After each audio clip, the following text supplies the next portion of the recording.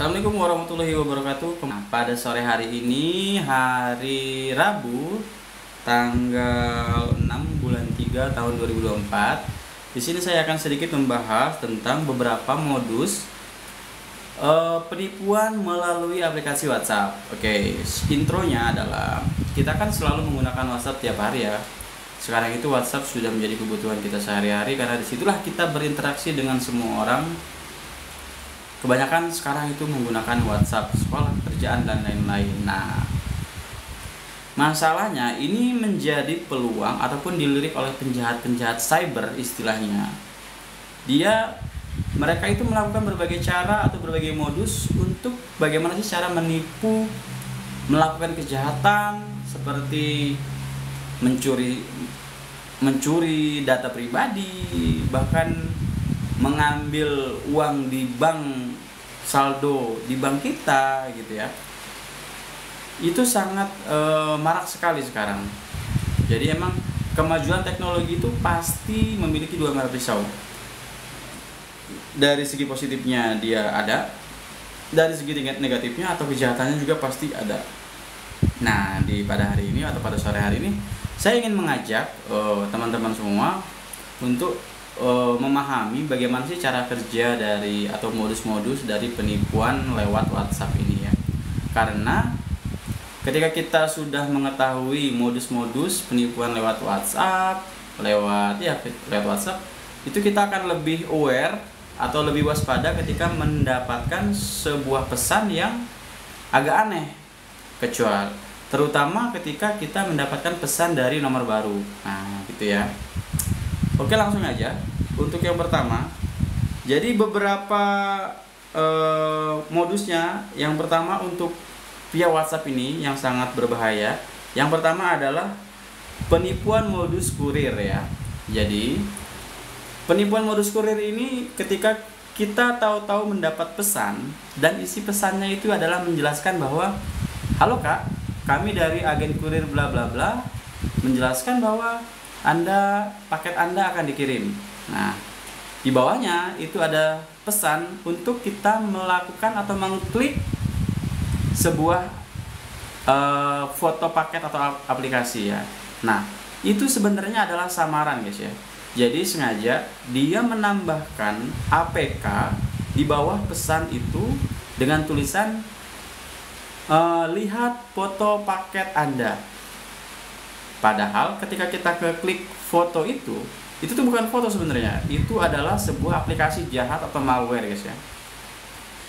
Ketika kita tidak waspada dan kita klik APK tersebut, apa yang terjadi? Bisa jadi dia akan langsung mengambil semua data-data pribadi kita di HP tersebut. 2. Dia akan langsung share ke semua kontak di data kita tentang APK tersebut. Dan yang ketiga yang paling bahaya adalah ketika dia bisa menguras saldo di e-banking kita, m-banking kita. Nah itu, karena udah banyak beberapa kejadian, dia tuh niatnya katanya pengen lihat paket, pengen lihat foto paket, tapi pas diklik ternyata itu adalah sebuah virus. Nah itu, jadi sekali lagi saya himbau pada teman-teman semua untuk waspada ketika mendapati nomor baru yang mengirimkan pesan untuk mengeklik sebuah paket ya. Apalagi di tulisannya itu ada tulisan .apk. Karena itu bukan foto ya, itu adalah sebuah aplikasi jahat yang dikirimkan oleh penipu untuk melakukan kejahatan di HP kita melalui WhatsApp. Oke. Itu tadi yang pertama, penipuan menggunakan modus kurir ya.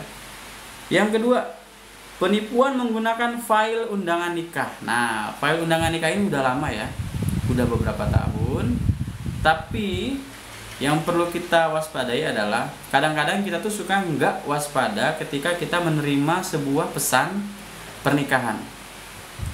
Karena menurut kita sebuah pesan pernikahan itu kan kadang-kadang kayak, oh iya dari keluarga siapa gitu. Akhirnya kita tidak hati-hati dan langsung mengeklik file tersebut.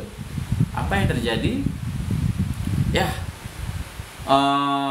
file yang berisi virus itu akan merusak HP kita, akan mencuri data lagi, dia akan mengirim ke semua kontak yang ada di WA kita. Bahkan yang paling parah, dia akan mengambil atau menyedot semua saldo di rekening kita.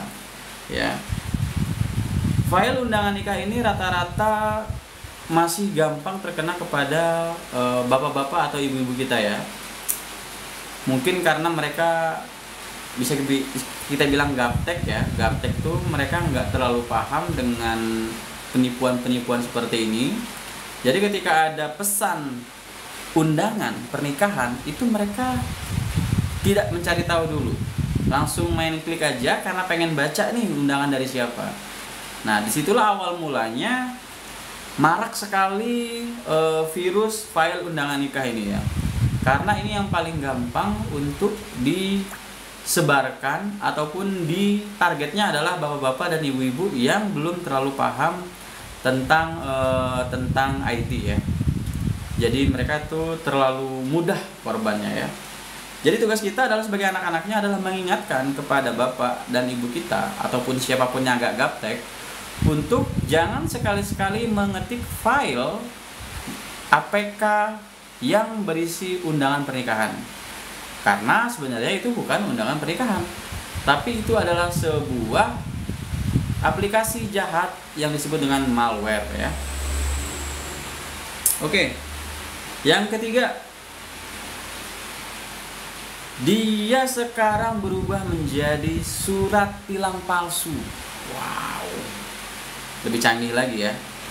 Jadi di WA kita nanti ada seorang nomor yang berpura-pura menjadi anggota kepolisian. Itu akan mengirimkan sebuah file teks yang mengatakan bahwa kita sudah menerima surat tilang dan kamu harus mengeklik surat tilang ini agar kamu tahu berapa biayanya ataupun kena tilang berapa. Nah, karena ini tuh sangat berbahaya ya. Tadi efeknya adalah 3. Yang pertama, dia akan mengambil semua data. Kedua, dia akan mengirim ke semua kontak di HP kita. Dan yang ketiga, dia akan melakukan pengurasan uang ataupun di m-banking kita yang terinstal di HP kita ya. Jadi ketika ada nomor baru yang mengirim surat tilang berbentuk APK, harus hati-hati ya, harus dilihat dulu. Bahkan kalau bisa langsung hapus aja, langsung dihapus aja pesannya dari siapa, langsung dihapus aja, karena itu adalah sebuah malware ataupun aplikasi jahat untuk melakukan pencurian data di HP kita ya. Nah, yang keempat ialah mereka menggunakan semacam mereka berpura-pura menjadi Telkomsel atau My Telkomsel. Jadi modus ini itu si penjahat siber akan mengirimkan sebuah file yang bernama My Telkomsel dan mengakui bahwa itu adalah aplikasi mereka. Di sini penjahat siber akan menyuruh kita untuk mengeklik aplikasi tersebut sehingga terjadilah yang tadi. Semua aplikasi di HP kita akan diambil sama dia, data-datanya, sampai akhirnya dia akan menguras uang yang ada di m-banking kita. Itu sangat berbahaya. Jadi kita harus waspada ketika ada My Telkomsel ya, karena nggak mungkin My Telkomsel itu WA kita secara tiba-tiba menawarkan hadiah ataupun mengiming-imingi hadiah ya, karena itu sudah dikonfirmasi oleh My Telkomsel. Dia itu tidak pernah, mereka Telkomsel, My Telkomsel tidak pernah mengirimkan file APK sebagai hadiah ya. Nah itu, jadi kita harus waspada ketika ada nomor baru, apalagi yang mencurigakan, mengirimkan file My Telkomsel ke WA kita. Langsung hapus saja, nggak usah dibaca atau dilihat ya. Kemudian ada yang nomor 6, pengumuman dari bank. Nah, jadi modus penipuan lainnya adalah pengumuman dari bank. Kita dikirimi sebuah file PDF yang mengatasnamakan bank tertentu. Seringnya informasi yang muncul adalah mengenai perubahan tarif transaksi di bank ataupun Anda telah memenangkan sebuah hadiah di bank. Padahal mungkin kita tidak menabung di bank tersebut. Nah, ini sangat berbahaya juga, sama dampaknya akan merusak HP juga, akan mengirim semua nomor kontak kita juga.